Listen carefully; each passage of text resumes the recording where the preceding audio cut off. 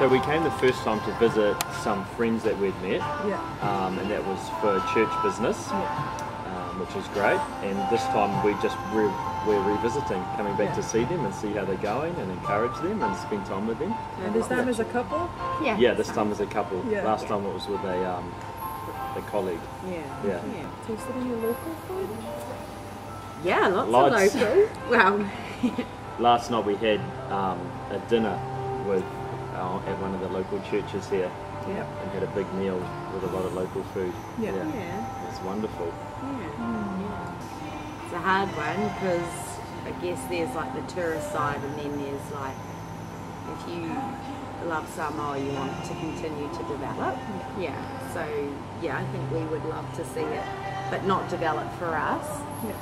I think the tourist side's wonderful. I think now empowering the people to develop and explore what that looks like with opportunities and work, and Yeah.